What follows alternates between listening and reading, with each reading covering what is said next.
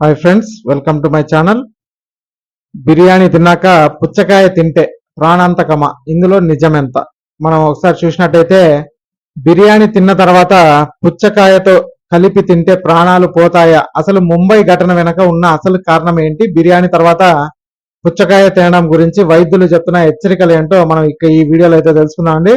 First time మా ఛానల్కి వచ్చినట్టయితే ఛానల్ని సబ్స్క్రైబ్ చేసుకోండి. అలాగే ఈ వీడియోకి అయితే ఒక్క లైక్ అయితే వేసి మీ ఫ్రెండ్స్ తో కూడా షేర్ చేసుకోండి. ఇక వివరాల్లోకి వెళ్ళినట్టయితే బిర్యానీ తర్వాత పుచ్చకాయ తింటే డేంజరా అనేసి ఒకసారి సోషల్ మీడియాలో వార్తలు అయితే చూస్తున్నాం. మనం ప్రస్తుతం సోషల్ మీడియాలో ఏ చిన్న వార్త వచ్చినా కూడా అది దావాగ్నిలాగా వ్యాపిస్తోంది. ముఖ్యంగా ఆహారపు అలవాటు గురించి వచ్చే వార్తలు ప్రజలను తీవ్ర ఆందోళనకు అయితే గురి చేస్తున్నాయి. ఇటీవల బిర్యానీ తిన్న వెంటనే పుచ్చకాయ తిన్న ఒక కుటుంబం మరణించింది అనే వార్త ఇంటర్నెట్ లో తెగ చక్కర్లు కొడుతుంది. ముంబైలో జరిగినట్లు చెప్తున్న ఈ ఘటనతో చాలా మంది బిర్యానీ తర్వాత పుచ్చకాయ తినాలంటేనే భయపడుతున్నారు. అయితే నిజంగానే మనకి బిర్యానీ తిన్న తర్వాత పుచ్చకాయ తినడం ప్రమాదమా? ఇందులో శాస్త్రీయంగా ఎంతవరకు నిజముంది ఒకసారి తెలుసుకుందామండి.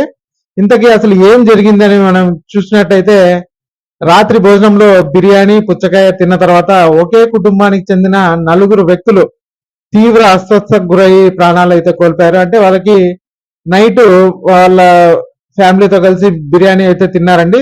మళ్ళా అంటే వాళ్ళ బంధువులతో కలిసి బిర్యానీ తిన్నారు. వాళ్ళ బంధువులందరూ కూడా ఇళ్ళకి వెళ్ళిపోయిన తర్వాత నైట్ 1 గంట ఆ ప్రాంతంలో పుచ్చకాయ తిన్నారు అనేసి మనకైతే చెప్తున్నారు. ఆ తిన్న తర్వాత తెల్లవారుజామున వాళ్ళకి 5 గంటలకి అట్ట వాంతులు విరోచనాలు అయితే అయ్యాయండి. ఇది ముంబై పైథోనియా ప్రాంతంలో చోటు చేసుకున్న ఈ ఘటన మహారాష్ట్రలో అయితే సంచలనం రేపింది. ఈ ఘటనలో 40 ఏళ్ల వ్యక్తి అలాగే ఆయన భార్య, వారి 2 పిల్లలు కూడా మృతి చెందడం అందరికి షాక్ గురి చేసిందండి. అంటే బిర్యానీ వంటి మసాలా ఆహారం తిన్న తర్వాత చెలవ చేసే పుచ్చకాయ తింటే శరీరంలో ఏమన్నా మనకి విషపూరిత కెమికల్ రియాక్షన్ జరుగుతాయని చాలా మంది నమ్మడం అయితే మొదలు పెట్టారు ఈ వార్తతో. మరి వైద్యులు ఏం చెప్తున్నారు ఒకసారి చూసినట్టయితే, అదే ఈ ఫ్యామిలీనే అండి, 4 భర్త, భార్య, 2 పిల్లలు. వాళ్ళైతే మరి బిర్యానీ ఆ తర్వాత నైట్ టైంలో వాళ్ళు పుచ్చకాయ తిన్నారు అనేసి అయితే చెప్తున్నారు.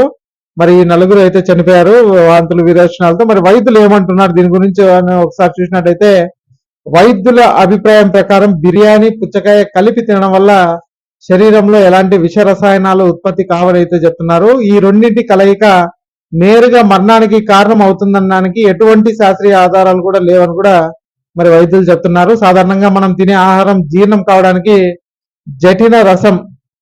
జఠన రసం అయితే తోడ్పడుతుందని చెప్తున్నారు. ఒకవేళ ఈ 2 పదార్థాలు కలిసినా కూడా మనకి గ్యాస్ ప్రాబ్లం లేదా అజీర్తి వంటి చిన్నపాటి సమస్యలు అయితే రావచ్చు, కానీ ప్రాణాలు పోయేంత ప్రమాదం అయితే లేదు అనేసి కూడా వైద్యులు అయితే చెప్తున్నారు. మరి మరణానికి అసలు కారణం ఏంటి అని చూసినట్టయితే ఫుడ్ పాయిజనింగ్ కావచ్చు అని కూడా మనకైతే చెప్తున్నారండి.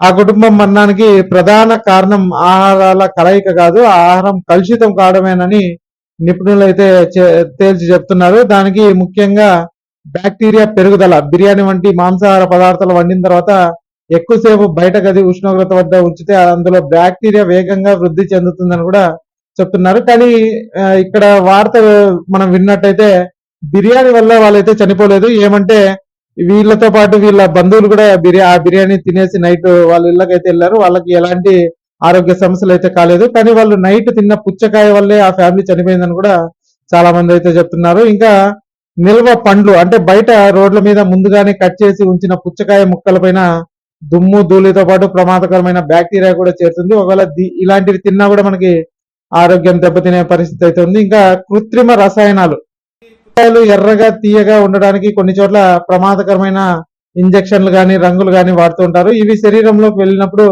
తీవ్రమైన ఫుడ్ పాయిజనింగ్ అయితే దారి తీస్తాయని కూడా మరి నిపుణులు అయితే చెప్తున్నారండి. మనకి మామూలుగా పుచ్చకాయ కోసి పెట్టే ఉండేటైతే చాలా ఉంటాయి, కానీ వాటిలో కూడా రసాయనాలు కలుపుతారు కొంతమంది. అలాంటివి తీసుకుంటే మనకి ఇలాంటి అంటే ఫుడ్ పాయిజనింగ్ అయ్యే ప్రమాదం ఉందని కూడా చెప్తున్నారు.